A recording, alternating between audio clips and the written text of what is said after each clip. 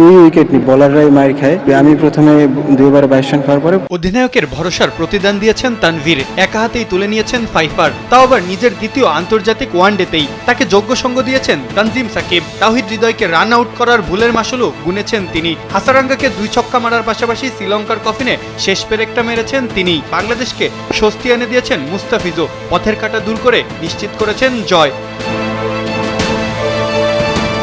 কলম্বোর প্রেমাদেসাই ওয়ানডেতে যেন একরকম অপ্রতিরোধ্য শ্রীলঙ্কা, তবে তাদের দুর্গেই টেনে টেনে হলেও জয় পেয়েছে বাংলাদেশ। Must needed win. দেশের ক্রিকেটের ডুবন্ত সূর্যের পালে একটু রঙিন আভা তুলতে যা অত্যন্ত দরকার ছিল। প্রথমে ব্যাট করা বাংলাদেশ গুটিয়ে যায় 248 রানেই। তাড়া করতে নেমে 21 বলে ঝড়ো 50 করে বাংলাদেশকে লজ্জার পথে ঠেলে দিয়েছিলেন খুশাল মেন্ডিস। তবে এরপরই তানভীর এসে দৃশ্যপট বদলে দেন পুরোপুরি। 8 উইকেট হারিয়ে তখন ধুঁকছে শ্রীলঙ্কা। প্রথম 2 ওভারে 22 রান খাওয়া তানভীরের উপরে ভরসা রেখেছিলেন অধিনায়ক। বলেছেন টাইট বোলিং না, ব্যাটারকে ঘুরিয়ে আটকে দিতে। তাতে শতভাগ সফল হয়েছেন তানভীর। তবে শেষ দিকে লিয়াঙ্গে পথের কাঁটা হয়ে দাঁড়িয়েছিল। ম্যাচটা প্রায় বেরি করে ফেলছিলেন তিনি। তবে 78 করা এই লঙ্কানকে কাটার দিয়ে আটকে দেন মুস্তাফিজ। স্লোয়ার পিচে তার দক্ষতা আরও একবার জানান দিলেন এই টাইগার পেসার।